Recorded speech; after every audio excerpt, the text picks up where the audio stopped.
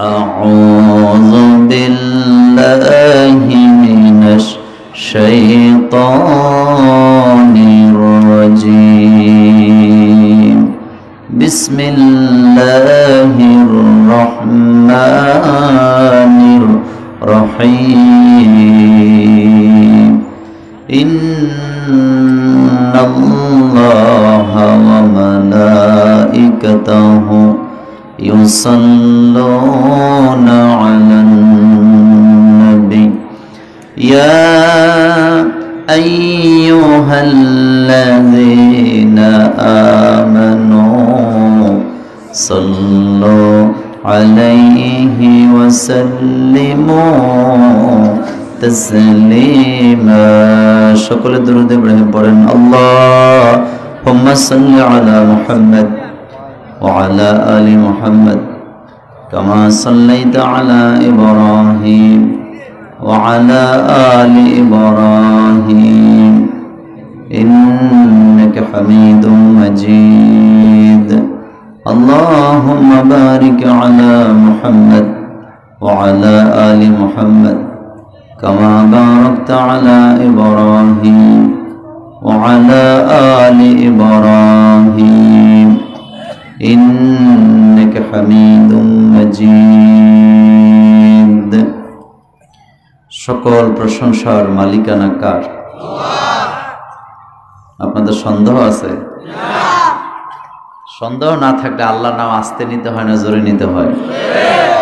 তাহলে একটু চিৎকার দিয়ে বলেন তো, সকল প্রশংসার মালিকানা কার? সে আল্লাহর জন্য সকলে পড়েন আলহামদুলিল্লাহ। রব্বানা লাকাল হামদ হামদান কাসীরান তাইয়িবান মুবারাকান ফীহি।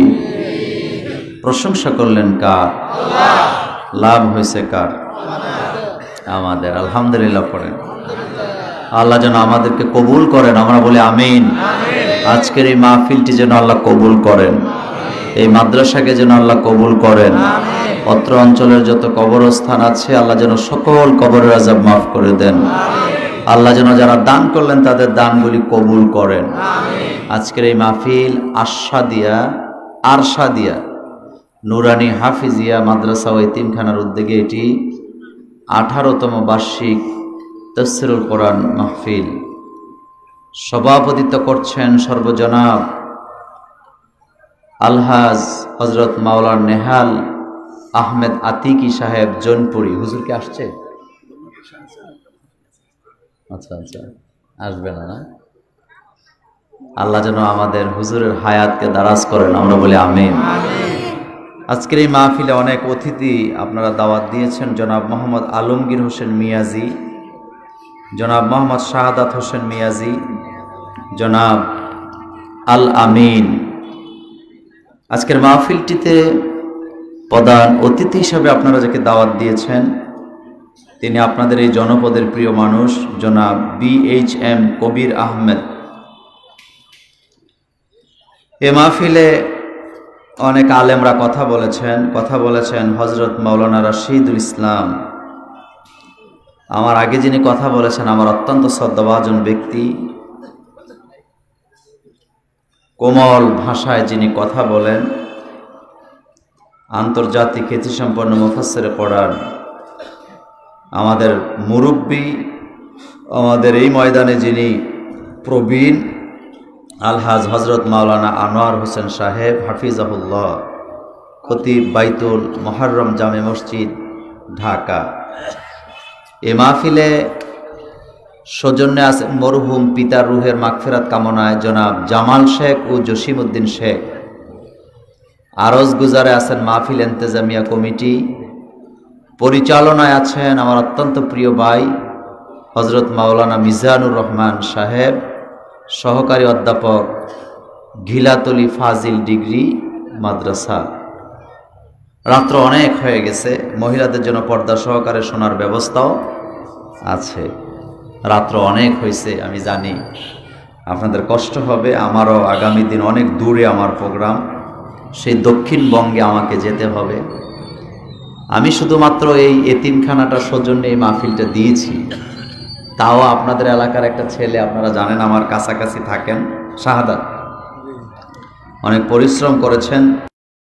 আমি কষ্ট দেব না, আমরা একেবারে অল্প সময়ের মধ্যে কিছু কথা বলে এখান থেকে বিদায় হব ইনশাআল্লাহ। লা ইলমা লানা ইল্লা মা আল্লামতানা। আমাদের কাছে কোনো জ্ঞান নাই, জ্ঞান আমরা পাই কার কাছ থেকে? সবাই একটু পড়েন, রব্বি, সবাই রব্বি জিদনি ইলমা, রব্বি জিদনি ইলমা। জ্ঞান কে দেয়? আল্লাহ পাক দেন। আমার হাতে এটা কি? এই আলোচনা শুরু করলাম, বেশিক্ষণ বলবো না, অল্প মাত্র 3টা পয়েন্টে কথা বলে যাব ইনশাআল্লাহ। আমার বন্ধুগণ, আমার হাতে একটা কোরআন দেখছেন আপনারা, কাগজের কোরআন, কিন্তু কোরআনটা কাগজের কোরআন হিসাবে পৃথিবীতে নাজেল হন নাই।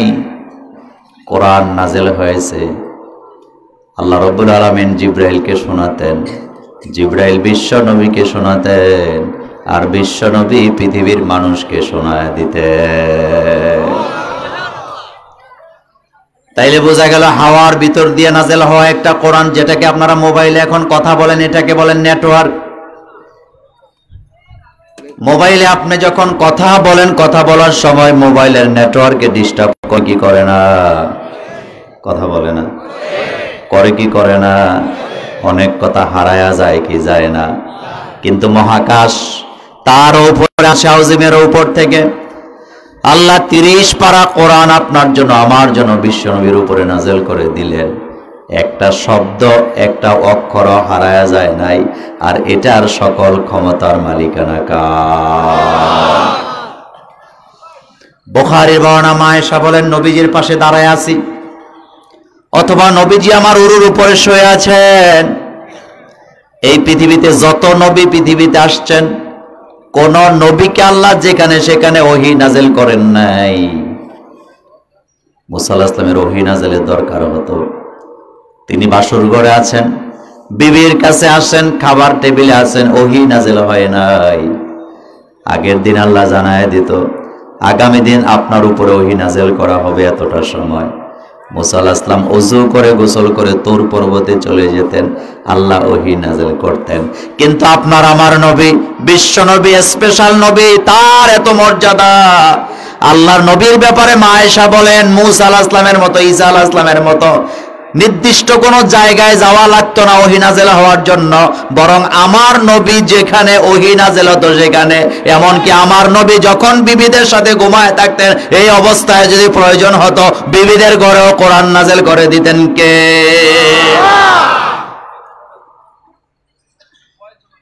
কথা বুঝাইতে পারি নাই? কথা বুঝেন নাই? তাহলে বোঝা গেল আমার নবীর মর্যাদা কম না বেশি?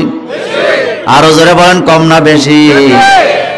মুসা আলাইহিস সালামের উপর ওহী নাযিল হয় না যতক্ষণ তুর পাহাড়ে না যায়।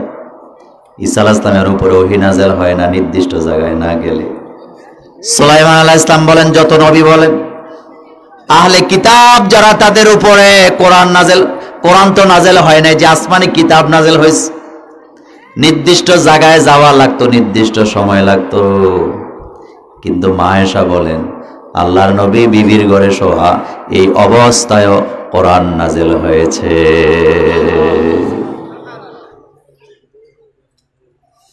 মা আয়েশা বলেন, আমি দেখতে পেলাম বিশ্বনবী ঘামতেছে, কপাল বেয়ে বেয়ে ঘাম ঝরতেছে, নাক ঘামতেছে, গাল ঘামতেছে, গলদেশ ঘামতেছে। বুখারীর সহিহ হাদিস। মা আয়েশা বলেন, আমি জিজ্ঞেস করলাম, ইয়া রাসূলুল্লাহ সাল্লাল্লাহু আলাইহি ওয়াসাল্লাম, কোরআন যখন আপনার উপরে নাযিল হয় আপনি এভাবে কাঁদতে থাকেন, কারণ কি? আল্লাহর নবী বললেন, আয়েশা, আকাশ থেকে, মহাকাশ থেকে জিবরাইল কোরআন আমারে পাঠায়। কোনো সময় ক্লিয়ারলি আমি কথাগুলি বুঝি, কোনো সময় স্পষ্ট আসে না, শব্দের সাথে কেমন যেন আওয়াজ হয়, এই জন্য আমি কাঁদতে থাকি। আল্লাহর কোরআন হারায়া যায় নাকি? মা আয়েশা বললেন, হুজুর, এই জন্যই কি গামেন? আল্লাহর নবী বললেন, যদি হারায়া যায় আমার রিসালাতের দায়িত্ব পূর্ণ হবে না।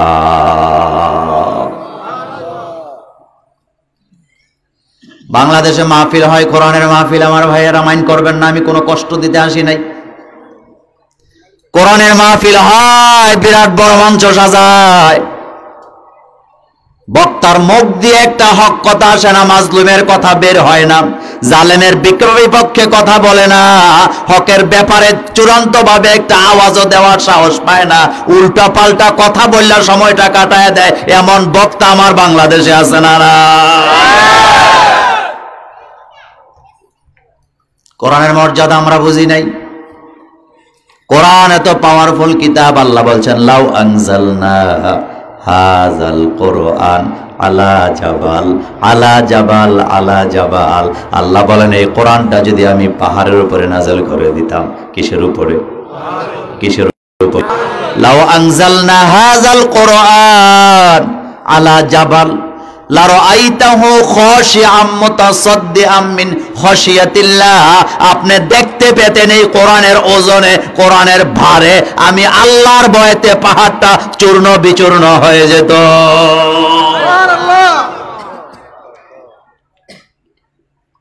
আমার বন্ধুগণ, কার কথা এটা? কার কথা? আল্লাহ বলতেছেন আমি যদি কোরআনটা পাহাড়ের উপরে নাযিল করে দিতাম, পাহাড়টা চূর্ণ বিচূর্ণ হয়ে যেত। আর সেই কোরআন বিশ্ব নবীর উপরে নাযিল করলেন কে? আল্লাহর নবী জীবনে একটা লফজ লুকায় নাই, যত কিছু নাযিল হয়েছে সব নবী প্রকাশ করছে, কি করে না? কোরআন আল্লাহ নাযিল করছেন জীবন পদ্ধতি চালাবার জন্য, আর আমরা আমাদের মেয়েদেরকে কোরআন শিখাই বিয়া দেওয়ার জন্য। এমন বাপ আমাদের বাংলাদেশে আছে না নাই? মতলবে নাই? জোরে বলেন, মতলবে নাই? মেয়েটা পড়তে যায় না সকালবেলা মক্তবে, বাপ মা ডান্ডা হাতে নিয়ে পিডায় আর কয় যা বিয়া দেওয়ার সময় তোরে দেখতে যাইব, ছেলে পক্ষ কোরআন পড়ছত কিনা জিগাইব, যদি সূরা না কইতে পারস বেইজ্জতি হমু, বিয়া দেমু কেমনে, যা কোরআন পড়। এমন আকীদার মানুষ আপনাদের মতলবে নাই?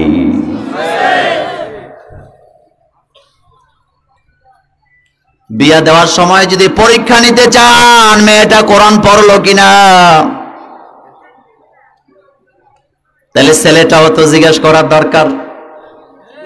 কিন্তু মেয়ে দেখতে গেলে বারবার জিগায় কোরআন পড়ছো কিনা, আর ছেলে দেখতে গেলে এটা না জিগায়া উল্টা জিগায় বেতন পাও কত।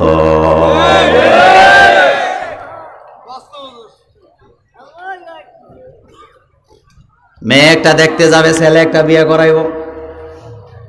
মুরব্বী বাপ 3 বার হজ করে আইছে, আগে 2টা পোলা বিয়ে করাইছে, বাকি রয়েছে একটা। পাগড়ি মাথা থেকে পড়ে না, মাহফিলে গেলে হালকা জিকিরও করে, চোখ দিয়া পানিও আস। একটা ছেলে বিয়ে করানোর বাকি, যারে দেখো একটা মাইয়া দেহ পোলাটা বিয়ে করাও। এবার ঘটক সাহেব কয় অমুক গ্রামে একটা মেয়ে আছে, চলেন দেখতে যাই।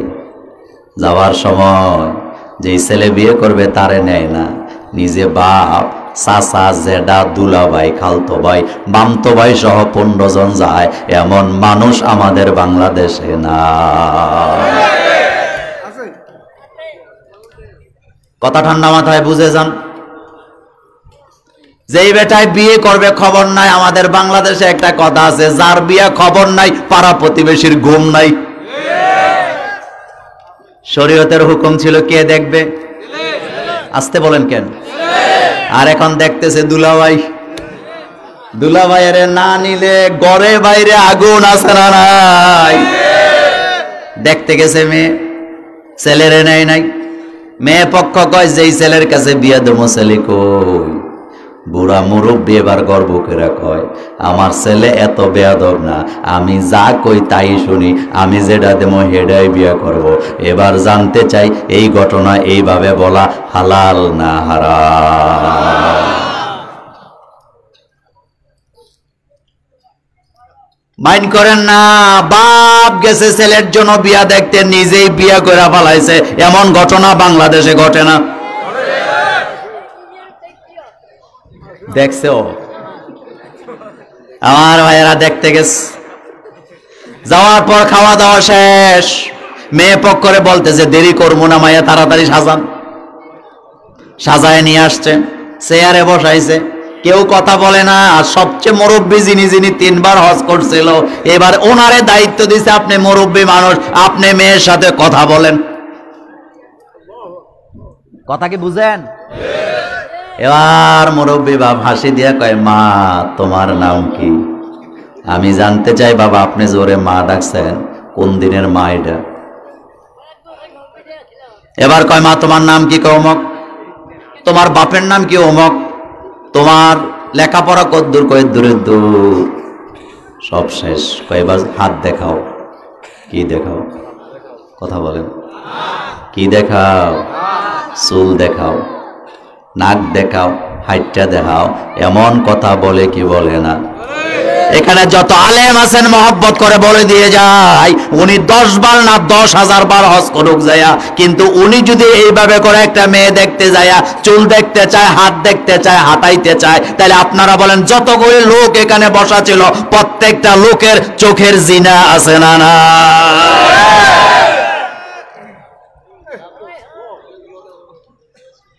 প্রত্যেকটা লোক চোখের জিনা করলো। হাজি সাহেবও করলো, বাপেও করলো, দুলাভাইরাও করলো। আর এক দুলাভাই আরেক দুলাভাইরে কয় ভালো করে চাইলো, শালা যাতে না ঠকে। কথা বলেন না কেন? এটা হালাল না হারাম? আরো জোরে বলেন, হালাল না হারাম? এবার কয় মা সবই হইছে, পছন্দ হইছে, কিন্তু আমরা তো মুসলমান, আমাদের তো ধর্ম কর্ম লাগে, কোরআন কি পড়তে জানো? এখন হাজি সাহেব হইছে মুফতি সাহেব। মাসালা একটা এক হুজুরে কইছে, উনি খুব খেপা। কয় ভাই খেপছেন কেন? আপনি কি আলেম নি? আলেম না হইলে কি হয়েছে? আমি 10 বার হজ করছি। তো 10 বার হজ করলে আপনি মুফতি হয়ে গেছেন? আমি কি বলতে চাই, আমার কথা তিতা লাগতে পারে, কিন্তু আপনি যে কাজ করতেছেন হাজী সাহেব, মেয়ে দেখতে যে যা করতেছেন, আপনার আমল নামায় জিনার গুনাহ উঠতেছে। এবার কমে আমরা ধর্মকর্ম লাগবে, বলো ফজরের নামাজ কয় রাকাত? মেয়ে কয় 4 রাকাত। কোরআন কি পড়তে জানো? কয় জানি। কয় পড়ো। পড়া শুরু হয়ে গেছে। উনি কান দিয়া কয় একটু জোরে পড়া, আমি একটু শুনি কম। আমি জানতে চাই যে বেগানা নারীর কণ্ঠে উনি তেলাওয়াত শুনতেছে, আপনাদের কাছে ফতুয়া চাই, এটা হালাল না হারাম? তাহলে বিয়ে এখনো শুরু হয় নাই, কিন্তু শুরু হয়েছে হারাম দিয়া। আর হারামের কোনো আরাম? কথা বলেন, হারামের কোনো আরাম?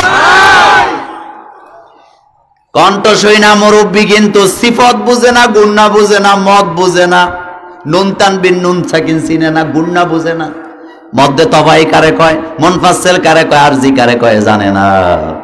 এরপরও কয় মাশাআল্লাহ ভালো পড়ছো, আমার পছন্দ হয়েছে। এখন কি করা? এবার কয় ছেলে দেখতে কবে যাবেন বলেন। খেয়াল করেন, মেয়ে দেখতে গেল, কোরআন জানতে চাইলো পরে কিনা।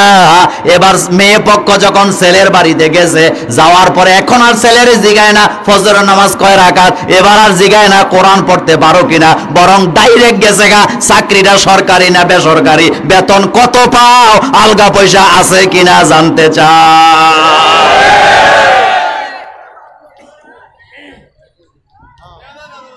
কিন্তু যারা বিয়ে করেন নাই তাদের কাছে জানতে চাই, বিয়ে করার সময়, দেওয়ার সময় আগে সম্পদ দেখতে বলছে না, দিন দেখতে বলছে। কি দেখতে বলছে? ইসলাম দেখো, দিন দেখো। যারা মেয়ের বাপ আছেন বলে দিয়ে যায়, এটা আমার প্রথম কথা। ছেলেটা কোরআন পড়তে জানে, 5 ওয়াক্ত নামাজ আদায় করে, মাথায় টুপি থাকে, গালের মধ্যে অল্প বয়সে দাড়ি গজায় গেছে, মহারণা দিতে পারবে না 1 লাখ টাকা। ভদ্র ছেলে হালাল পথে কামাই করে, 5,000 টাকাও যদি মহারণা দেয়, এমন ছেলে পাইলে ছেলের কাছে বিয়ে দিয়ে দেন, সারা জীবন মেয়েটা জান্নাতি পরিবেশে থাকবে। রাজি আছেন? মেয়ের বাপেরা কয় না? রাজি নাই? রাজি নাই? 10 তলা বাড়ি দেখে দিয়েছেন, ঢাকা শহরে বাড়ি দেখলেন, দিন দেখলেন না, ইসলাম খুঁজলেন না, মেয়ে বিয়ে দিতে পারবেন। মানুষের কাছে বুক ফুলায় বলতেও পারবেন ডাকাতে মেয়ের জামাইয়ের বাড়ি আছে, শ্বশুরের বাড়ি আছে, কিন্তু এই ছেলেটা যদি রাতের বেলা গাঞ্জা খাইয়া জুতা পায়ে দিয়া মৌজা লইয়া খাটে আইসা ঘুমায়, আপনার মেয়ের চাইতে অশান্তিতে এই দুনিয়াতে আর কেউ না। তাইলে আগে কি দেখবেন? আসতে বলতেছে, কি দেখবেন? আমার বন্ধুগণ, কোরআন আসছে মেয়ে বিয়ে দেওয়ার জন্য না, জীবন চালাবার জন্য। কার কথা? জোরে বলেন, কার কথা? আল্লাহ রাব্বুল আলামিনের হাবিব বললেন, কোরআন এমন এক কিতাব, কোরআন এমন এক কিতাব, এই কোরআন এমনও জাতি আছে সেই জাতির ভাগ্যের পরিবর্তন ঘটায়া দেয়। আবার কোরআন এমন এক কিতাব, এই কোরআন পুরা জাতিকে জ্বালায়া পোড়ায়া সারখার করে দেয়। বরং যেই জাতি আল্লাহর কোরআনের সাথে বেয়াদবি করে, কোরআন তাদেরকে জ্বালায়া পোড়ায়া শেষ করে দেয়। আবার যেই জাতি কোরআনের সাথে মর্যাদা দিয়া চলে, ওই জাতিকে সবচেয়ে বেশি নিরাপদে রাখেন কে?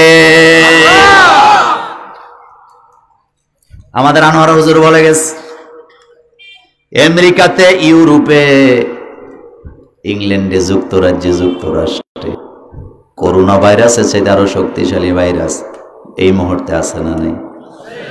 কথা বলেন, আছে না নাই? আমার ভাইয়েরা খেয়াল করেন, এত ভয়ানক ব্যাপার। এই কথাটা বিশ্বনবী ১৫০০ বছর আগে বলে গেছেন। যেই জাতি কোরআনের সাথে বেয়াদবি করবে সেই জাতিকে কোরআন জ্বালায় দিবে। হাদিসটা নোট করেন, মুসলিম শরীফের সহিহ হাদিস। عن عمر بن الخطاب رضي الله تعالى عنه قال قال رسول الله صلى الله عليه وسلم إن الله يرفع بهذا الكتاب أقواما ويضع به آخر। আল্লাহর নবী বলে গেলেন, ও আমার উম্মতেরা শুনে রাখো, এই কোরআনের সাথে বেয়াদবি করো না, এই কোরআন নিয়ে তামসা করো না, কারণ কোরআনের সাথে যারা বেয়াদবি করবা, কোরআন তোমাদেরকে জাতি হিসেবে ডুবায় দিবে। আর কোরআন দিয়ে যদি জীবন চালাও, আকাশ আর জমিনের দরজা, বরকতের দরজাগুলি আল্লাহ খুলে দিবে।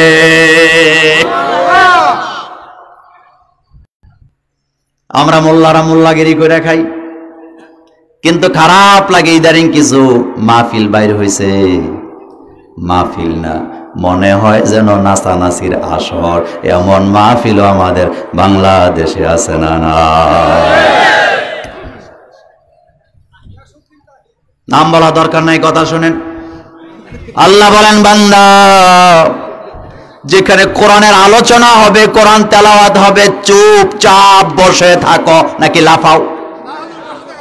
আপনারা বলেন কি পড়তে হবে?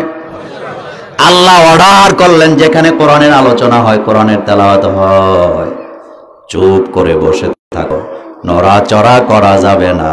আর আমাদের দেশে বক্তা ওয়াজ করছে, এমন ওয়াজ করছে রে ভাই, ওই ওয়াজ দিয়া পোলা পাইনে ডিজে গান বানাইছে।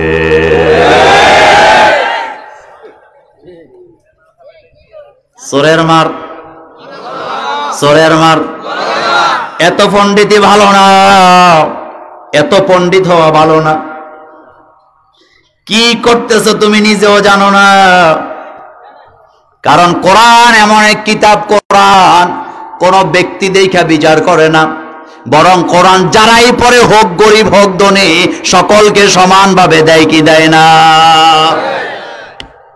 বুখারীর হাদিস, খেয়াল করেন। এখানে মুরব্বী যারা আছেন, 40 বছর আগে যারা কোরআন শিখছে, তারা কোরআন পড়তো আলিফ বে তে সে দিয়া, মনে নাই? কি দিয়া? আলিফ বে।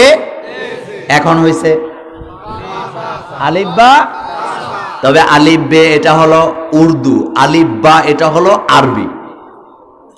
খেয়াল করেন, বিশ্বনবী ১৫০০ বছর আগে আম্মা জান আয়েশা সিদ্দিকার বর্ণনায় বুখারীতে হাদিস বলে গেছেন, আন আয়েশা রাদিয়াল্লাহু তাআলা আনহা ক্বালাত ক্বালা রাসূলুল্লাহ সাল্লাল্লাহু আলাইহি ওয়াসাল্লাম আল মাহিরু বিল কুরআন মা'আস সাফারাতিল কিরামিল বারারা ওয়াল্লাযী ইয়াকরাউল কুরআন ওয়া ইয়াতাতাআতাউ ফীহি ওয়া হুয়া আলাইহি শাকুল্লাহু আজরান। আল্লাহর নবী বলেন, ও আমার উম্মতেরা, তোমাদের মধ্যে যে সমস্ত আলেম ওলামারা কোরআন শুদ্ধ করে পড়তে জানে, কোরআনের অর্থ বুঝে, ব্যাখ্যা বুঝে, মানুষকে সামনে নিয়ে কোরআনের তাফসীর করে, তাদের মর্যাদা সাধারণ নেতা নেত্রীর মতো মনে করবা না, দুনিয়ার মানুষের মতো মনে করবা না, তাদের মর্যাদা হলো আকাশের ফেরেশতাদের মতো। যারা কোরআনের ময়দানে কথা বলে তাদের মর্যাদা আকাশের। এত মর্যাদা দিতে বললেন নবীজি। আর আমাদের দেশে এত মর্যাদাবান ব্যক্তি যারা কোরআনের মাহের, যারা তাদের জেলখানায় আটকায় দেয়, দেশের থেকে বাইর করে দেয়, এমন ঘটনা আছে না? না,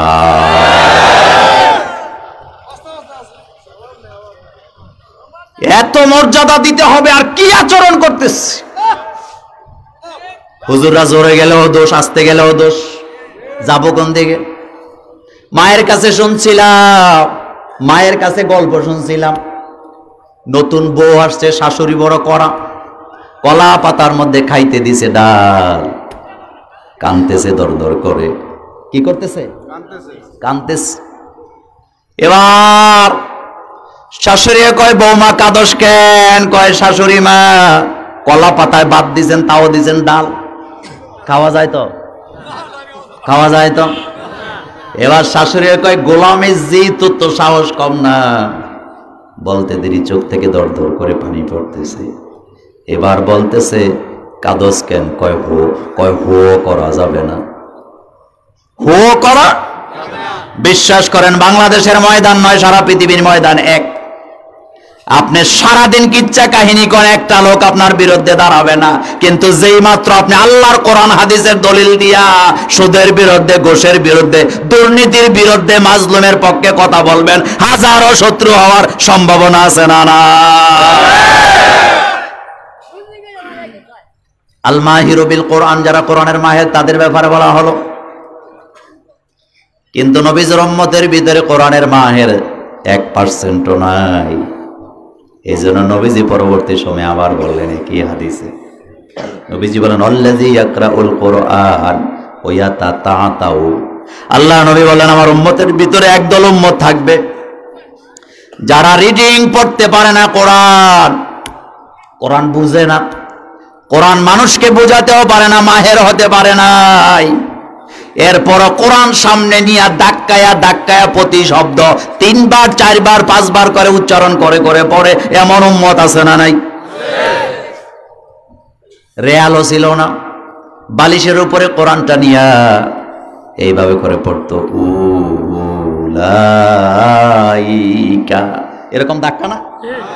আমার ভাইরা, বিশ্বনবী 1500 বছর আগে বলে গেলেন, ও আমার উম্মতেরা, যারা এইভাবে করে ধাক্কায় ধাক্কায় কোরআন পড়ে, কোরআনের মায়ের হতে পারে নাই, এইভাবে করে ধাক্কায় ধাক্কায় শব্দ পড়ে, এরপরে কোরআন পড়ে, আল্লাহ রাব্বুল আলামিন খুশি হইয়া আল্লাহর বান্দাকে দ্বিগুণ সওয়াব দিয়ে দিবে। কয় গুণ? কয় গুণ? কোরআন পড়তে রাজি আছি না নাই? আমার ভাইয়েরা, কোরআন পড়তে রাজি আছি না নাই? আমার হাতে কি? আরো জোরে বলে। খেয়াল করেন, নবীর উপরে কোরআন নাজেল হয়, নবীজি বোধহয় কোরআন লুকাইছে। কথা বলেন না কেন? মক্কার রাজনৈতিক অবস্থা বেশি ভালো না, সবচেয়ে বেশি পাগল হয়ে গেছে আবু লাহাব। কে পাগল হইছে? নবীর বিরুদ্ধে পাগলামি, হামলা মামলা, টাকা পয়সা দিয়ে চালায়, এমন পাগল হয়েছে রে ভাই, কোরআনের দাওয়াত দিতে দেয় না। এই অবস্থায় বিশ্বনবীর উপর একটা সূরা নাযিল হলো, সূরাটার নাম ওই নেতার বিরুদ্ধে, আবু লাহাব। সূরার নাম সূরায়ে, আরো যারা বলে, এমন অবস্থা, যে অবস্থায় ওই নেতার টাকা দিয়ে ওই এলাকা চলে, সে যা কয় তাই হয়, তার নামে সূরা নাযিল হয়েছে। আল্লাহর নবী বোধহয় ভয় পায়া উম্মতরে জানায় দিয়েছে, আমার কাছে একটা সূরা আছে, গোপন থাকবে, এটা এখন বলা যাবে না, বললে সমস্যা আছে, ভবিষ্যতে বলবো। এটা বললেন না, নাযিল হওয়ার সাথে সাথে তেলাওয়াত করে জানায় দিলেন।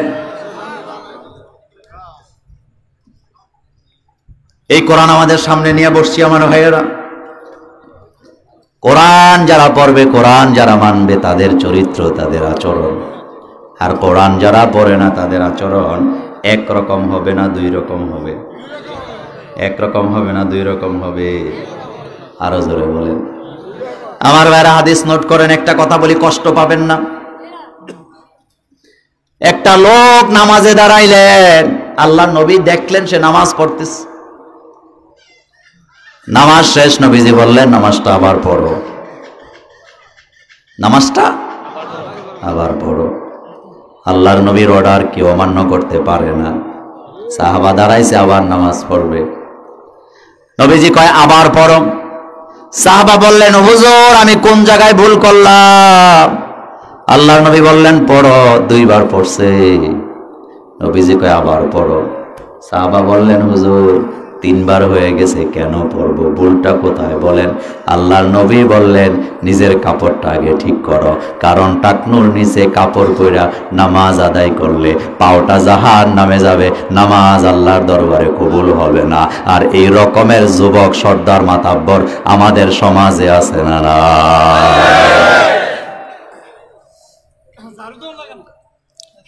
আমার ভাইয়েরা হাদিস নোট করেন। নবীজি বলেন আবু সাঈদ খুদরি রাদিয়াল্লাহু তাআলা আনহু قال عن ابي هريره رضي الله تعالى عنه قال عن النبي صلى الله عليه وسلم قال ما اسفل من الكعبين ما اسفل من الكعبين من الازار فهو في النار। নবীজি বললেন যারা টাকনোর নিচে কাপড় পরে ওই লোকটা ডাইরেক্ট জাহান্নামে যাবে।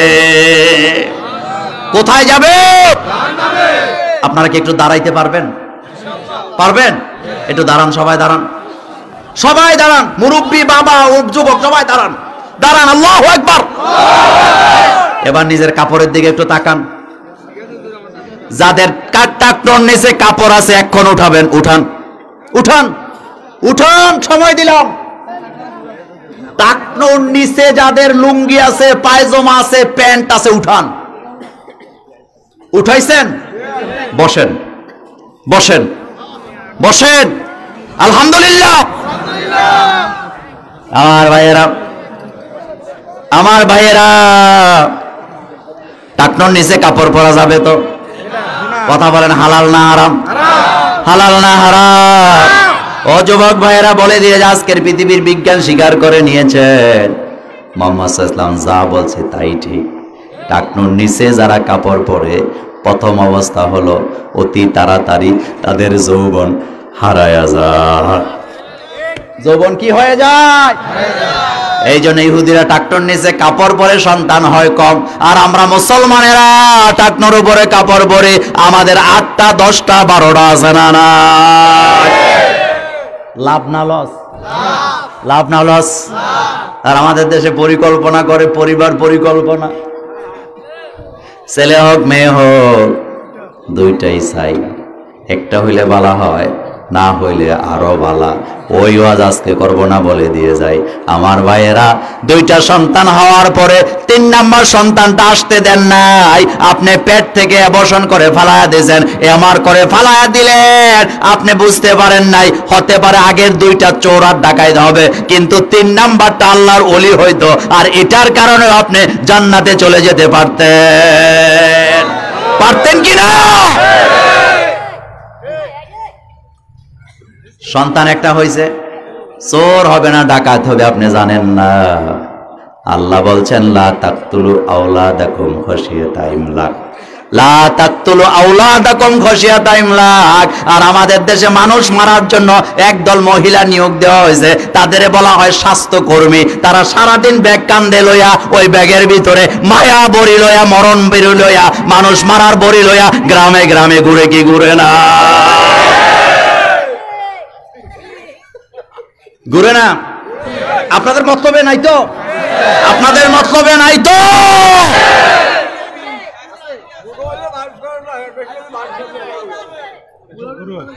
কথা শুনে যান আমার ভাইয়েরা, আল্লাহ বলছেন লা তাকতুলু আওলাদাকুম খাশিয়াতা ইমলাক।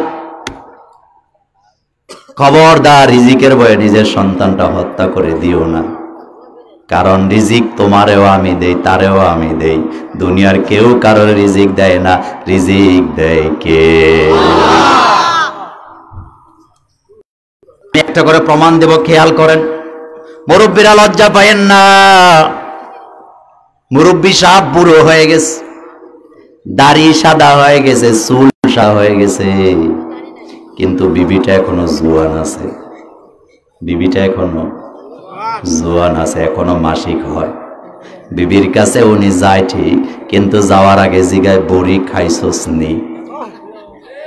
লজ্জা পায়েন না, আপনাদেরকে লজ্জা দেওয়ার জন্য আসি নাই, কি বলতে চাই সেটা শোনেন। বুড়ো বয়সে জিগায় বড়ি খাইছস নি? কয় না আজকে খাইতে মনে না। কই তুই এমনই? অনেক স্বামী আছেন এখানে, ডর্জনে ডর্জন বাংলাদেশে আছে, লাখে লাখে আছে।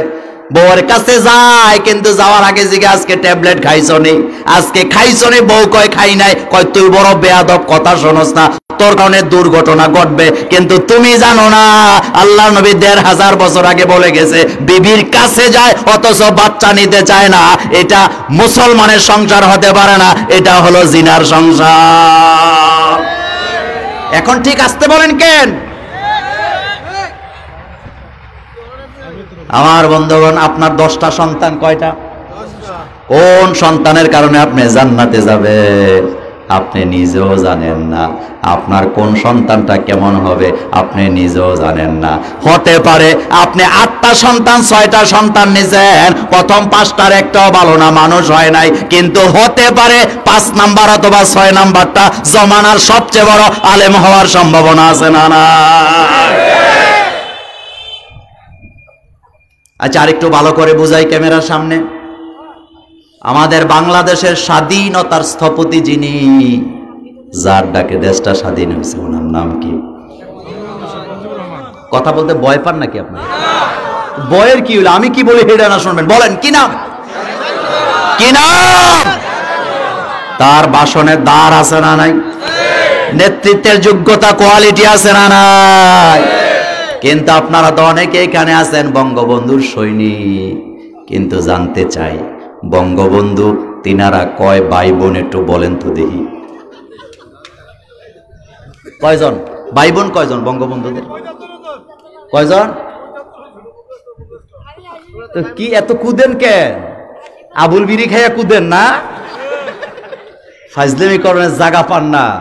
আমার কয় আমি হইলাম বঙ্গবন্ধুর একনিষ্ঠ সৈনিক, তো বঙ্গবন্ধুর ভাই বোন কয়জন হেডে হইতে কইতারেন না? বলেন দেখি, একজন দাঁড়ান, কে পারেন? একজনও নাই? একজন দাঁড়ান। হ্যাঁ, কয়জন ভাই বোন? হয় নাই? 6 জন। কয়জন? কয়জন? কিন্তু তিনি কয় নাম্বার? এখন আর কথা কয় না, 3 নাম্বার। তিনি কয় নাম্বার?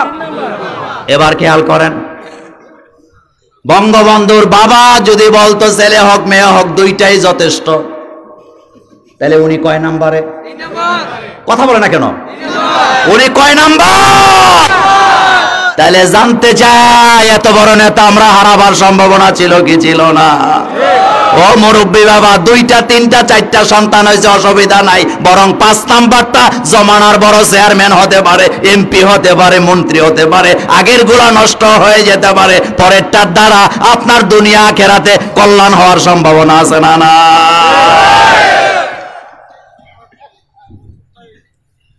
তাহলে সন্তান হত্যা করা যাবে?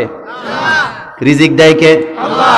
এই সন্তান হত্যা করার কারিগর ইহুদিরা। কারা? কারণ ইহুদিদের সন্তান এমনি হয় না, মুসলমানের সন্তান অনেক বেশি হয়। হযরতে মুসা আলাইহিস সালাম বিশ্ব নবীকে অনেক ভালোবাসেন, কিন্তু মুসা আলাইহিস সালাম একটা জায়গায় বলতেন, আমি মুহাম্মদ সাল্লাল্লাহু আলাইহি ওয়াসাল্লামকে এক জায়গায় ঈর্ষা করি, আর সেটা হলো মুহাম্মদ সাল্লাল্লাহু আলাইহি ওয়াসাল্লামের এত মহৎ, আমার এত উম্মত নাই, এই জায়গায় আমি মুসার হিংসা হয়। সুবহানাল্লাহ, আস্তে কর সুবহানাল্লাহ, আস্তে বলে। তাহলে বাড়াইবেন না কমাইবেন? বাড়াইবেন না কমাইবেন? আমার নিজেরটা যদি বলি, আমি 7 নাম্বার। কয় নাম্বার? আমি আমি আমি 7 নাম্বার। তাহলে আমি আমার বাপের জোয়ান বয়সে হয়েছি? কথা বলেন না কেন? বুড়ো বয়সে বাচ্চা হওয়ার মধ্যে কোনো লজ্জা? হযরতে জাকারিয়া আলাইহিস সালামের বয়স, হযরতে ইমরান আলাইহিস সালামের জুয়ান বয়সে বাচ্চা হয়েছে না বুড়া বয়সে বাচ্চা হয়েছে? আমাদের ইব্রাহিম আলাইহিস সালাম তিনার কি জুয়ান বয়সে না বুড়া বয়সে? কয় বছর বয়স? কয় বছর? 80 বছর। কয় বছর? আর আমাদের দেশে 80 বছর তো মানুষ বাঁচেও না। বাঁচে নাকি?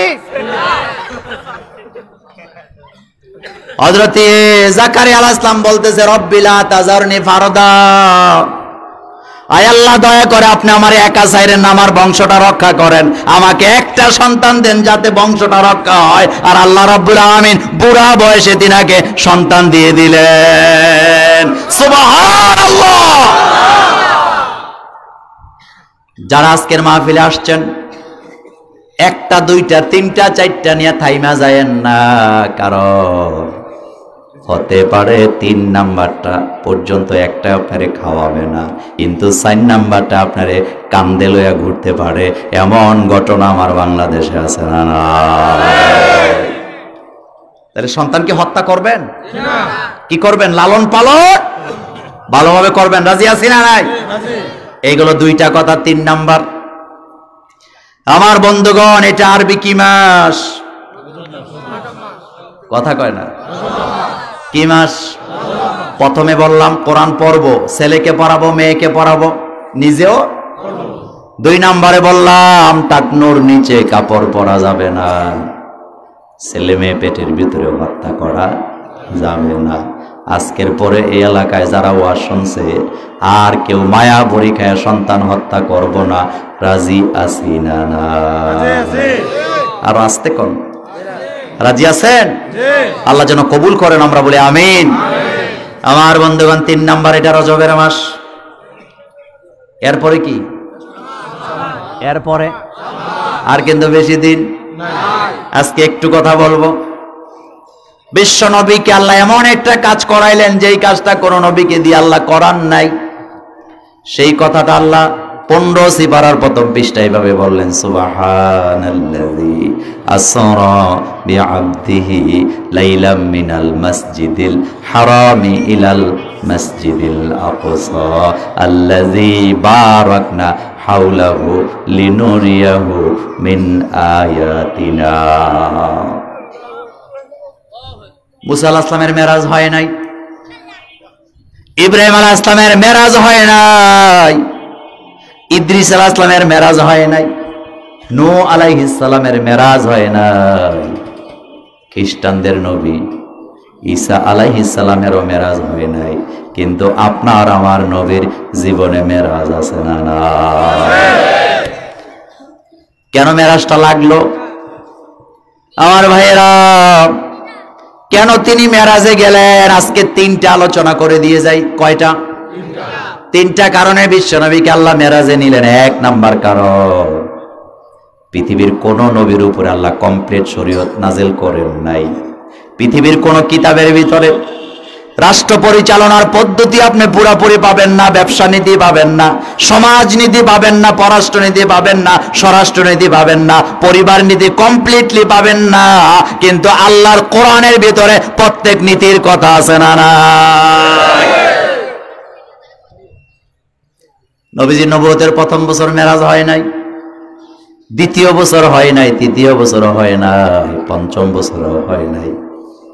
হিজরতের 6 মাস আগে নবীকে আল্লাহ মেরাজে নিলেন। আর প্রথম কারণ হলো আল্লাহর নবী যখন মক্কা থেকে মদিনায় হিজরত করবেন, তিনি একটা মদিনা রাষ্ট্র কায়েম করবেন। আর যেই রাষ্ট্রের মূল পদ্ধতি চলবে আল্লাহর কোরআন দিয়া। আর রাষ্ট্র কিভাবে চালাতে হবে, রাষ্ট্রের মানুষগুলা কয়টা মূল নীতির উপরে চললে পরে দেশেও শান্তি থাকবে না, মারামারি থাকবে না, অভিযোগ থাকবে না, এটা বোঝাবার জন্য বিশ্বনবীকে মেরাজে নিয়ে গেলেন কে? প্রথম কারণটাই হলো আপনি মদিনায় যাবেন, মেরাজের হাদিস পড়েন, জিবরাইল আমিন রাসূলকে ওই যে নদী দেখায় বলছিল, এই 2টা নদী চলে গেছে জান্নাতের দিকে, আর 2টা গেছে বাইরের দিকে। যেই 2টা বাইরের দিকে, সেই 2টা হলো নবীগুল নীল নদী আর ফোরাত নদী। আপনি যেদিন ক্ষমতায় বসবেন, নীল নদী ফোরাত নদী পর্যন্ত আপনার রাষ্ট্র বিস্তৃত হয়ে যাবে। 2 নাম্বার কারণ, দুই নাম্বার কারণ হলো আমার ভাইয়েরা, পৃথিবীতে যত নবীর আগমন ঘটছে কোন নবীর উম্মতের উপরে 5 ওয়াক্ত নামাজ ছিল না। ছিল নাকি? কথা বলেন, ছিল নাকি? না, ছিল না। নবীজিকে আল্লাহ বুঝাইলেন, লিনুরিয়াহু মিন আয়াতিনা। হাবিব, আপনাকে আমি মেরাজ করাইছি, লিনুরিয়াহু মিন আয়াতিনা, আমি আমার নিদর্শন দেখাবো। তার কারণ হলো আপনি তো শুধু বলেন আমার কাছে শুই না, জিব্রাইলের কাছে শুই না, কিন্তু শোনা কথা দেখা কথা এক নয়। সেজন্য আমি আপনাকে জান্নাত জাহান্নাম দেখাবো, আমার সৃষ্টি জগৎ দেখাবো। দেখাবার পরে আপনি যখন দুনিয়াতে যাবেন, আপনি তার চাইতে আরো ভালোভাবে মানুষকে বুঝাতে পারবেন। আপনি একটা জিনিস দেখছেন, আমি দেখি নাই, আমি শুনছি, কে ভালো বলতে পারবে? আরো জোরে বলেন, কে পারবে? একজন কবি বলে গেছেন, শানিদা কায় বুয়াদ মানেন দিদা, শানিদা কায় বুয়াদ মানেন দিদা, তোরা দিদা ও ইউসুফরা শানিদা। দেখা কথা শোনা কথা এক হতে হাবিব, লিনুরিয়াহু মিন আয়াতিনা। আপনি জান্নাত দেখবেন, জাহান্নাম দেখবেন, প্রথম আকাশ, দ্বিতীয় আকাশ, তৃতীয় আকাশ দেখবেন, বাইতুল মুকাদ্দাস দেখবেন, বাইতুল মামুর দেখবেন, সিদরাতুল মুনতাহা দেখবেন, জাহান্নামের আযাব দেখবেন, জান্নাতের নিয়ামত দেখবেন। তারপরে আপনি যা বলবেন সুবহানাল্লাহ। কয়টা গেছে? জোরে বলেন, কয়টা গেছে? কয়টা গেছে আমার ভাইয়েরা? 2টা চলে গেছে। 3 নাম্বার কারণটা বাকি আছে। আর 3 নাম্বার কারণটা হলো, সারা পৃথিবীতে বিজ্ঞানীরা খুব গর্ব করবে। কোন বিজ্ঞানী চাঁদে যাবে, কোন বিজ্ঞানী মঙ্গল গ্রহে যাবে। অনেকে মনে করে এটাই বোধহয় মহাকাশ, কিন্তু না আমার ভাইয়েরা, মঙ্গল গ্রহ পৃথিবী থেকে মাত্র 49 কোটি কিলোমিটার দূরে। আর আল্লাহ রাব্বুল আলামিন সারা পৃথিবীর মানুষকে দৃষ্টান্ত স্থাপন করে জানায় দিলেন, ও দুনিয়ার মানুষেরা, তোমরা তো এর দূর গিয়া লাফালাফি করো, আর আমার নবীকে আমি এর দূর নেই নাই, বরং 7 আকাশ 7 জমিনের উপরে, জান্নাত জাহান্নামের উপরে আমার নবীকে নিয়ে গিয়েছেন কে? মেরাজের ঘটনা যেদিন রাসূল বলছে, অসংখ্য মানুষ ঈমান ছাইরা দিয়া চলে গেছে। আল্লাহর বোধ কোনো ক্ষতি হয়েছে? কথা বলেন, ক্ষতি হয়েছে? তারা যে যাবে আল্লাহ জানতো কি জানতো না? আল্লাহ বুঝাই দিলেন, মেরাজের ঘটনা বিশ্বাস করতে হইলে ঈমানের ভিতরে কোনো খুঁত থাকা যাবে না। আর আমাদের বাংলাদেশে কিছু বন্ড হুজুর মেরাজের ঘটনা বলতে গিয়া উল্টা গল্প কাহিনী বলে, কি বলে না? কত বড় মারাত্মক জানেন? কিছু কিছু হুজুর কয়, মেরাজে যাওয়ার সময় রাসূল সাল্লাল্লাহু আলাইহি ওয়াসাল্লাম বোরাকের উপরে উঠতে পারতেছিল না। এবার আয়া পড়ছে আব্দুল কাদের জিলানী, উনি আয়া রুকু দিস। আব্দুল কাদের জিলানী রাহিমাহুল্লাহর পিঠের উপরে পাড়া দিয়ে নবীজি বোরাকে উঠছে। আমি কোরআন সামনে দিয়ে বলে গেলাম, এরা ভণ্ড মিথ্যাবাদী। কারণ নবী যখন মেরাজে গেছে, আব্দুল কাদের জিলানী রাহিমাহুল্লাহর আব্বারও জন্ম হয় না। ইসলামি করা জায়গা পাস না তোরা। মানুষের আকীদা হয় এত খারাপ, আমার নবীর সম্মানের সাথে কারো সম্মানের তুলনা হতে পারে না, পারে না, পারে না, পারে না।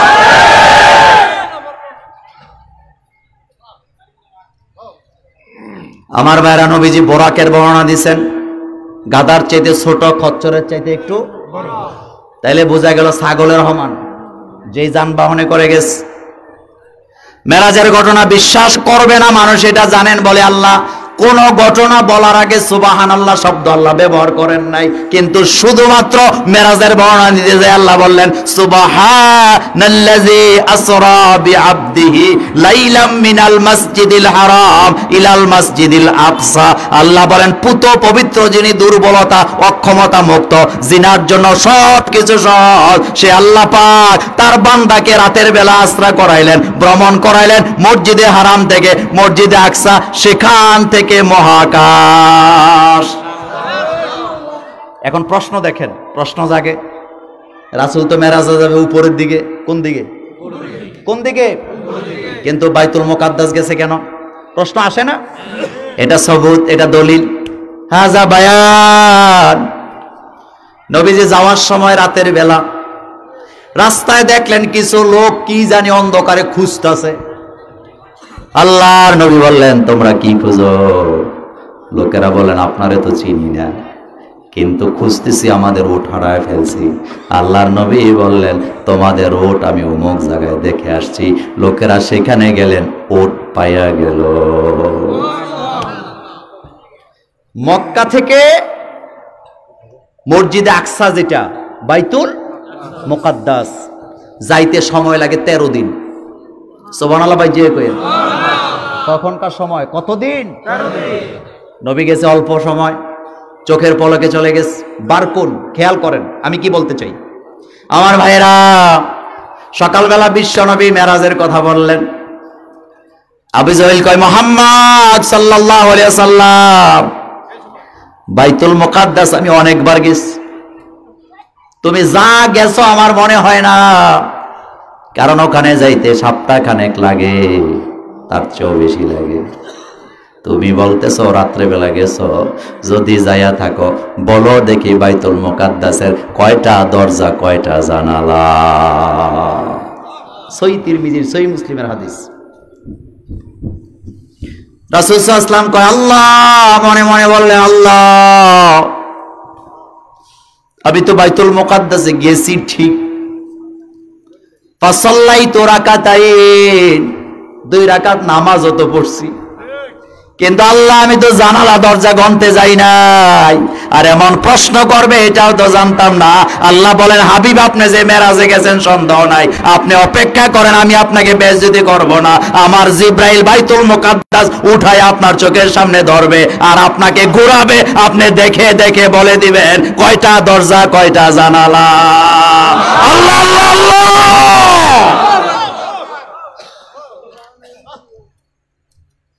যে আল্লাহ বাইতুল মুকাদ্দাস উঠাই আন্না নবীরে দেখাইতে পারে, সেই আল্লাহ আব্দুল কাদের জিলানীরে সারা নবীরে বোরাকে উঠাইতে পারেন নাই। এটা মূর্খ মানুষ যারা দুনিয়ার কেউ বিশ্বাস করতে পারে না। আল্লাহ বলতে সুবহান, তিনি দুর্বলতা থেকে অক্ষম, তিনি ঘটনা ঘটাইছে। আবু জাহেল বলতেছে, মুহাম্মদ আর কোন সুবুত আসেনি? নবীজি বলেন, অবশ্যই আছে।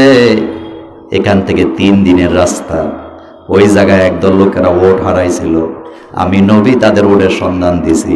আবু জাহেলের এত অ্যালার্জি নবীর ব্যাপারে, খুঁজা ওদের বাই করছে। কথা বুঝেন না? খুঁজা বাই করছে, বাই। হ্যাঁ, শয়তান তো। কি শয়তান? এমন ইবলিস শয়তান এখনো আছে, আছে না? আমার এরা খেয়াল করেন, বাইর করছে। বাইর করা লোকটারা জিজ্ঞাসা করে, আচ্ছা মুহাম্মদ সাল্লাল্লাহু আলাইহি ওয়াসাল্লাম তো বলছে কোন রাইতে কি তোমরা এইভাবে করে হারাইছো নাকি ওট? তারা বলছে, হ্যাঁ, রাতের বেলা ওট আমরা হারাইছিলাম। মক্কা থেকে 3 দিনের রাস্তা, আমরা দেখছিলাম একটা লোকের সাথে দেখা হয়েছিল, তিনি বলে দিয়েছিলেন ওটটা কোথায় আছে। আল্লাহর নবী বললেন, কোনো সন্দেহ নাই, যেই লোকটা তোমাদের সন্ধান দিয়েছিলেন তিনিই ছিলাম আমি, মুহাম্মাদুর রাসূলুল্লাহ সাল্লাল্লাহু আলাইহি ওয়াসাল্লাম। আল্লাহু আকবার। ঘটনা কে বলতেছে? ঘটনা কে বলতেছে? সে আল্লাহ পাক বলতেছে, সুবহানাল্লাযী আসরা বিআবদিহি লাইলাম মিনাল মাসজিদিল হারাম ইলাল মাসজিদিল আকসা। আর আমাদের বাংলাদেশের মানুষ কয়েকদিন পরে হুজুর করে খালি আসবো আর বাজারে দেখবার জিগাইবো, হুজুর বলেন তো দেখি সবে মেরাজের নামাজটা কবে রাত? কথা বলে না কেন? এরকম নাই, 6 মাসও নামাজের সাথে দেখা নাই, সবে মেরাজের রাত্রে ঘুম নাই। আমি কিন্তু রাত্রে জাগতে নিষেধ করি না, উল্টা বুঝবেন না। কিন্তু তুমি জানো না, সবে বেরাতের রাত্রে যে নামাজ আইছে এটা নফল নামাজ না, এটাই ছিল 5 ওয়াক্ত নামাজ। সুবহানাল্লাহ আসে না? লম্বা হাদিস। কি হাদিস? কি হাদিস? অনেক লম্বা হাদিস, আমি ওই হাদিসটা বলতেও পারবো না, এত সময় আমি হাতে পাবো না ভাইয়েরা, টাইমটা অনেক লস হয়ে গেছে। খেয়াল করেন আমি কি বলতে চাই। নবীজি বলেন প্রথম আকাশে গেলাম, দরজা খোলা না বন্ধ? কথা বলে না। দরজা খোলা না বন্ধ? দরজা কি খোলা থাকে নাকি? আরো জোরে বলেন, খোলা থাকে নাকি? নবীজি বলেন আমি প্রথম আকাশে গেলাম, জিব্রাইল আমারে নিয়ে গেছে। যাওয়ার পরে জিব্রাইল দরজায় নক করলো। উপর থেকে ফেরেশতারা জিজ্ঞেস করলেন আপনি কে দরজা নাড়েন? জিব্রাইল আমিন বললেন আনা জিব্রাইল। সুবহানাল্লাহ বলেন, সুবহানাল্লাহ পড়েন। তিনি বললেন আনা জিব্রাইল। কিলা ওয়া মান মাআকা, জিব্রাইল পরিচয় পাইলাম কিন্তু আপনার সাথে কে জানি আছে, এটা কে? চিন্তা করছেন নিরাপত্তা ব্যবস্থাটা কি? কি নিরাপত্তা? জিব্রাইল তো শাদীদুল কুওয়া, তিনি প্রথম আকাশের দরজা নাড়া দিলেন, তাকে জিজ্ঞেস করা হলো মান আনতা, কে আপনি? আর আমাদের দেশের মেম্বার সাহেব অন্ধকারে হাইটটা যায়, সাধারণ মানুষ জিজ্ঞাসা আপনি কে? কথা বলে দাঁত ফালা দেন। সিরিয়াস না? বলবো বলবো নওয়াবজাদা নসরুল্লাহ কোথাকা। আল্লাহ নবীজির কাছে একজন সাহাবা বললেন আনা আনা আনা। আল্লাহর নবী এমন জোরে ধমকি দিলেন, আনা আনা এটা কোন কথা? নিজের নাম বলো। আর আমাদের দেশের নেতারা ওই যে এয়ারপোর্ট দিয়া বিপকিস সহ টাকা লইয়া সিআইলা সহ চলে যায়, পুলিশেরা যখনই ধরতে যায় এবার চাকরি লইয়া টানাটানি আছে না না?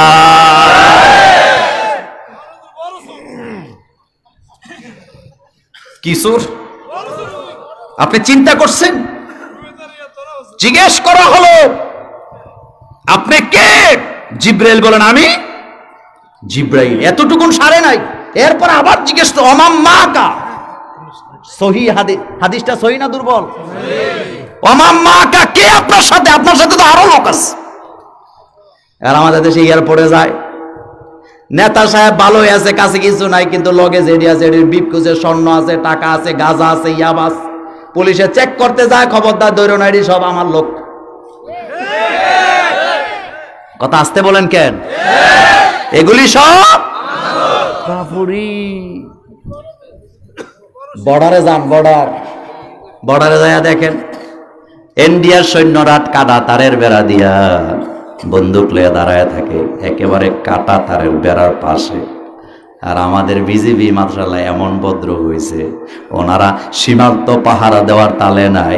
কোন বেডি 100 টাকার ব্ল্যাকের শাড়ি আনছে, এই বেডির পিছনে 6 জন দৌড়ায় 9 ঘন্টা।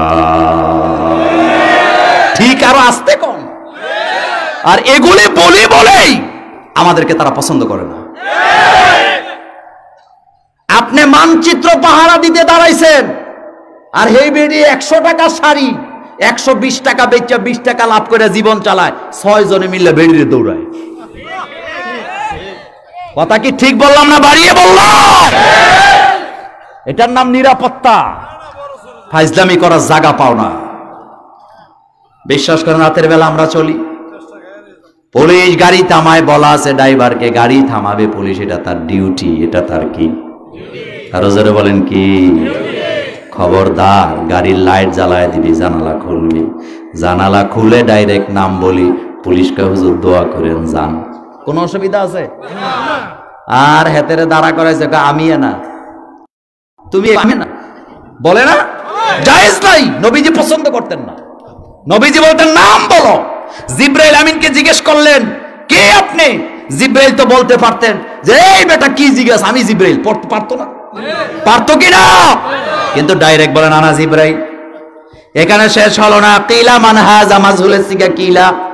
এরপর আবার জিজ্ঞেস করা হলো আপনার সাথে কে? তিনি বললেন কলা। এখানে জিব্রাইল বললেন মুহাম্মাদুর রাসূলুল্লাহ সাল্লাল্লাহু আলাইহি ওয়াসাল্লাম। আমার সে মুহাম্মদ সাল্লাল্লাহু আলাইহি ওয়াসাল্লাম জিজ্ঞেস করতেছে। এবার জিজ্ঞেস করা হলো আপনার সাথে যে মুহাম্মদ সাল্লাল্লাহু আলাইহি ওয়াসাল্লাম আছেন, তিনি কি আল্লাহ ডেকে পাঠাইছেন নাকি? জবাব দিলেন হ্যাঁ, তিনাকে ডেকে পাঠানো হয়েছে। জিবরাইল আমিন বললেন হ্যাঁ পাঠানো হয়েছে। আল্লাহর নবী বলেন সাথে সাথে দরজাটা খুলে দেওয়া হলো। আমি ভিতরে ঢুকলাম, ঢোকার পরে দেখলাম একটা লোক বসা। জিবরাইল আমিন আমাকে বললেন হুজুর এটা আপনার বাবা আদম আলাইহিস সালাম। কোন আকাশ? গুরুত্বপূর্ণ কথা এখানে আছে, খেয়াল করেন। কোন আকাশ? প্রথম আকাশ। জিবরাইল আমিন বললেন হুজুর এটা আপনার বাবা আদম আলাইহিস সালাম। নবীজি বলেন আমি বাবার দিকে তাকায় দেখলাম বাবার ডান পাশে কতগুলো রূপ, বাম পাশে কতগুলো রূপ। বাবা যখন ডান দিকে তাকায় হাসে, বাম দিকে তাকায় তখন কাঁদে। আমি বললাম জিবরাইল লক্ষ লক্ষ কোটি কোটি রূপ বাবা আদমের ডান পাশে আর বাম পাশে। বাবা যখন বাম দিকে তাকায় তখন কাঁদে, ডান দিকে যখন তাকায় তখন হাসে, কারণ কি? আল্লাহর নবী বললেন হুজুর এই যে আদম আলাইহিস সালাম বসে আছে তিনার ডান পাশে যতগুলা রূপ আছে এগুলা জান্নাতি, এদের দিকে তাকাইলে বাবা হাসে, আর বাম দিকের গুলা হলো জাহান্নামী, এদের দিকে তাকাইলে বাবা আদম তখন কাঁদে। এখন জানতে চাই জান্নাতীরা ডাইনের না বামের? আর আজ দেখুন, আর আমাদের দেশের কিছু নেতা আছে আমি বামপন্থী। আরো আসতে ঠিক বলেন, আছে না নাই? আবার ইদানিং কিছু বাইরে আছে আমি ডাইনেও নাই বামেও নাই মাঝখানে, তো তুই বেড়াও না বেডিও না হিজড়া। হয় ডাইনে যাবি না হয় ডাইনের গুলা। জোরে বলেন ডাইনের গুলা আর বামের গুলা। আর এতে পণ্ডিত কয় রাজনীতি আর ধর্ম আলাদা জিনিস। তোর কান সিরা বালাইবো ফেরেশতারা।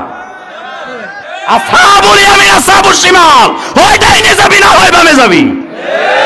ডাইনের গুলা কোথায়? পুরো হাদিস বলবো না, আগে বলছি এবার বলেন। তিনি দ্বিতীয় আকাশে গেলাম, তৃতীয় গেলাম, চতুর্থ গেলাম, পঞ্চম গেলাম, ষষ্ঠ গেলাম, সপ্তম আকাশে যাওয়ার পর আমার সাথে মূসা আলাইহিস সালামের দেখা। তিনি বলেন আমি যখন চতুর্থ আকাশে গেলাম, যাওয়ার পরে আশ্চর্য হয়ে গেছে, যাইয়া দেখি আমার চেহারার মতো হুবাহুব একটা লোক বসে আছে। সুবহানাল্লাহ। বাড়ি যায় কইয়া কথাগুলি বলতেছেন মুহাম্মাদুর রাসূলুল্লাহ সাল্লাল্লাহু আলাইহি ওয়াসাল্লাম। নবীজি বলেন আশ্চর্য হয়ে গেলাম, লিনুরিয়াহু মিন আয়াতিনা। আশ্চর্য হয়ে গেলাম, আমার চেহারা, আমার নাক, আমার ব্রু, আমার কপাল। তাকায় রইলাম, ঘটনাটা কি? আমার মতো লোক এখানে আসলো কোত্থেকে? এবার জিবরাইলকে বললাম জিবরাইল এটা কে? জিবরাইল বললেন এটা আপনার বাবা ইব্রাহিম। নবী বলেন ইব্রাহিম ইসলাম বসা থেকে দাঁড়ায় গেলেন। বসা থেকে আদম আলাইহিস সালামও দাঁড়াইছে।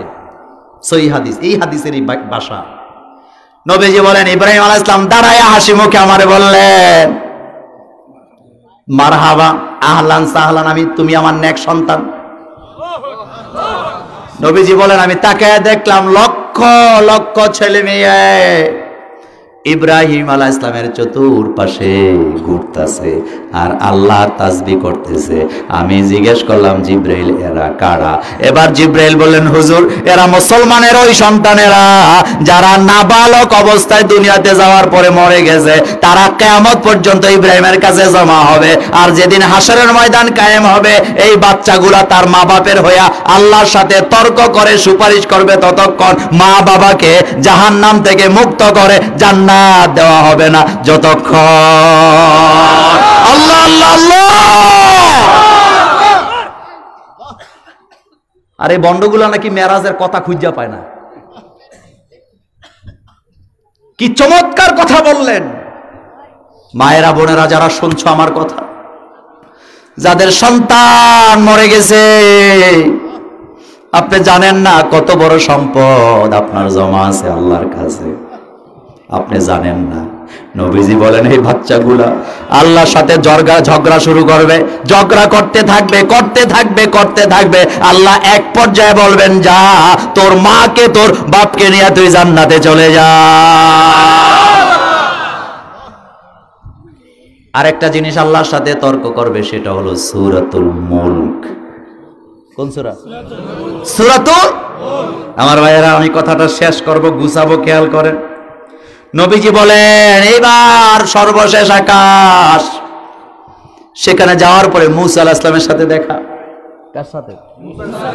সীমানায় যায় দিয়ে একটা বড়ই গাছ। কি গাছ? সিদরাতুল মুনতাহা। বলেন কি গাছ? মুনতাহা বড়ই গাছ। আল্লাহর নবী বললেন আমি দেখলাম বড়ই গাছটা এমন ভাবে লাইটিং করা, লাইট দিয়া সাজানো, জীবনে এত ঝলমলে আলো আমি জীবনেও দেখি না। চিন্তা করতে, আমি যদি সময় পাইতাম অনেক কথা আপনাদেরকে শোনাইতাম, এত মজা পাইতেন। সুবহানাল্লাহ, সুবহানাল্লাহ। নবীজি বলেন আমি গাছটার দিকে তাকাই আশ্চর্য হয়ে গেলাম, এত সুন্দর লাইটিং, এত সুন্দর সাজানো গুছানো, আমি জীবনে এত আলো দেখি নাই। নবীজি বলেন জিবরাইল এটা কি কয়? এটা সিদরাতুল মুনতাহা, এটা বড়ই গাছ। আল্লাহর নবী বললেন আমি তাকায় দেখলাম বড়ই গাছের এক একটা পাতা হাতির কানের সমান। কিসের কান? ছোট না বড়? আমার ভাইরা, এবার সাহাবায়ে কেরাম বলেন হুজুর বড়ই গাছের পাতাটা যদি এত বড় হয় তাহলে আপনি বলেন বড়ইগুলা কত বড়? আল্লাহর নবী বললেন এক একটা বড়ই মটকার সমান। দুইটা প্রশ্ন আছে এখানে। এক নাম্বার প্রশ্ন হলো এত গাছগাছালা থাকতে নবীজি সিদরাতুল মুনতাহা বড়ই গাছের কথা কেন বললেন? কারণ অনেক মুরব্বী আছে মরার আগে বড়ই গাছের মায়া মহব্বত হৃদয়ে আছে না? বললে রাগ করবেন?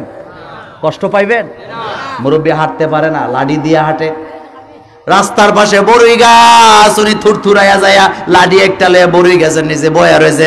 আর এক পোলায় কয় জেঠা দাদা এখানে বসে আছো কেন? আরে আজকালের পোলা পান যেই পরিমাণ দুষ্ট, এই যে বড়ই গাছে ঢিল মারে এই জন্য এনে বসে আছে। এখন ঠিক আসতে কয় এরকম মুরব্বী আপনাদের এই সমাজে নাই? কি দাপ লয়, কই এই যুগের পোলা পান যা খারাপ। তা আপনি কোনের বালা আছিলেন মিয়া সাহেব? কি মহব্বত বড়ই গাছের। তো বাচ্চারা দুই একটা ঢিল মারা দুই একটা বড়ই খাইলে কি কোনো ক্ষতি হবে? কথা আসতে পারে কেন? ক্ষতি হবে? দুষ্টামি করা বাচ্চাদের মানায়, মুরব্বীদের মানায় না। সাদা দাড়িওয়ালা মুরব্বীরে যদি আমি আইয়েন খেলমু, আয়রে আমার গোলাপ ফুল, খেলবো তো? কথা বলেন খেলবে? কিন্তু বাচ্চাদেরকে বলবেন বাজার ফালাইয়া পড়া ফালাইয়া দৌড় দেয়। মসজিদে গেলে কিছু অতি পণ্ডিত আছে বাচ্চাদের ধমকি দেয়। ওই ওয়াজটা আজকে করব না, খবরদার ধমকি দিবেন না, কারণ এগুলো আমাদের ভবিষ্যৎ প্রজন্মের বাচ্চা। মসজিদে আসুক, দুষ্টামি করুক, জোরে কথা বলুক, এরপরও তারা মসজিদে থাকবে, কারণ এরাই আমাদের ভবিষ্যতের ইসলামী আন্দোলনের পাহারাদার হবে। আপনি ধমকি দেন কেন? আপনি বুঝতেছেন আপনি কি করতেছেন? ধমকি দিয়ে এই তোরার মতো এই বয়সে মসজিদের বারান্দা তো আইছি না, এর লাগেই তো ধমকি দেন মিয়া। ইমাম গাজ্জালি বলে গেছেন খবরদার বাচ্চাদেরকে মসজিদ থেকে ধমকি দিও না, কারণ বাচ্চারা জানবে মসজিদ মুসলমানের সবচেয়ে নিরাপদ আশ্রয়ের জায়গা। আর উনি আরই বাপুরি খেডানি কি এরকম নাই তো? নাই তো? এরপরে বললেন এক একটা বড়ই কত বড়? কত বড়? মটকা চিনেন তো? আমার বাপেরও আছে, ছোটবেলা দুইটা দেখছি, এখনো আছে আলহামদুলিল্লাহ। এত বড় মটকা আমার বাপের ছিল, এটার ভিতরে লুকায় থাকতে পারতাম। নবীদের এইটা অবস্থা খেয়াল করে আমি কথা শেষ করব। আমার ভাইয়েরা, এইবার নবীজি বলেন আমি মুসা আলাইহিস সালামের সাথে আমার সাক্ষাৎ হলো। কোন নবী? জোরে বলেন। মুসা আলাইহিস সালামের সাথে আমার সাক্ষাৎ হইল। আল্লাহ রাব্বুল আলামিন আমারে বললেন যা আপনার উম্মতের জন্য 1 ওয়াক্ত 2 ওয়াক্ত নয়, বরাবর আমি 50 ওয়াক্ত নামাজ ফরজ করে দিলাম। অনেক লম্বা হাদিস তো, 50 ওয়াক্ত। কয় ওয়াক্ত? কয় ওয়াক্ত? 50 ওয়াক্ত।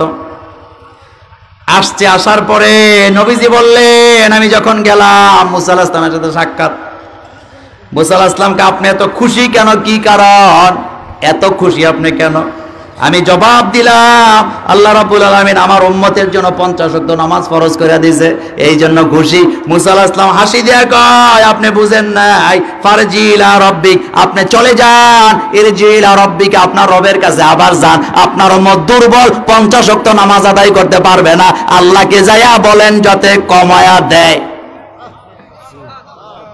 পারতেন তো 50 ওয়াক্ত, দিনে রাতে কয়েক তো যান যান যান, আপনার উম্মত তো দুর্বল, চলে যান, ইরজি ইলা রাব্বিক, আপনার রবের কাছে যান। যায় আল্লাহ কমান, আল্লাহ কা যান 5 ওয়াক্ত কমাইলাম, কয়েক তো হইছে। মুসা আলাইহিস সালাম কয় হয় নাই, ফারজি ইলা রাব্বিক, আবার যা, আবার গেছে কমাইছে, আবার 5, আবার গেছে কমাইছে, আবার 5, কমাইতে কমাইতে সর্বশেষ 5 আইছে। এবার মুসা আলাইহিস সালাম কয় হয় নাই, আপনি আবার যান। এবার বিশ্বনবী বলেন, মুসা আমার তো লজ্জা বলতে কোনো জিনিস আছে, আমার তো কতবার যাওয়া যায়। মুসা আলাইহিস সালাম বললেন যেতে চান না, কয় লজ্জা লাগে। নবীজি বললেন, আমি এইটা বলার পরে মুসা আমাকে বললেন নামাজ তো 50 ছিল, সওয়াব তো 5 হয়ে গেছে। আল্লাহর নবী বলেন আমি আল্লাহর দিকে তাকাইতে দেরি, আল্লাহ বলেন হাবিব আপনাকে তাকাইতে হবে না, আমি জানি আপনি কি চান, আপনার উম্মত 5 বেলা পড়লে 50 ওয়াক্তের সওয়াব আমি দিয়ে দেব।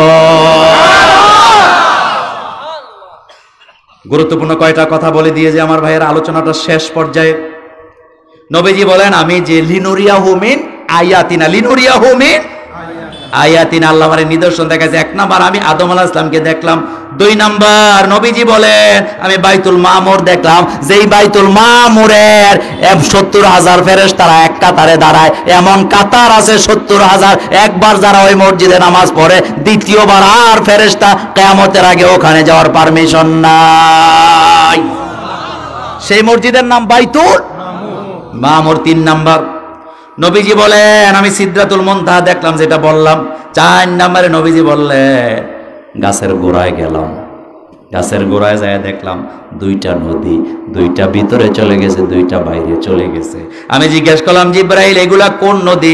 জিব্রাইল বলেন একটা হলো ফোরাত নদী আর একটা হলো নীল নদী। আপনি যেদিন ক্ষমতায় বসবেন পুরা রাজ্যটা নীল নদী ফোরাত নদী যত লম্বা, আপনি বিশ্ব নবীর রাজ্য হবে তত বড়। কিছু কিছু নেতা কয় হুজুর নবী যে প্রেসিডেন্ট আছিল রাজনীতিগত, এটা বুঝি তো, কিন্তু মানি না। তো মানেন না কেন? কম মানলেই তো ক্ষমতা টাকাটা চলে যায়। এরকম নাই?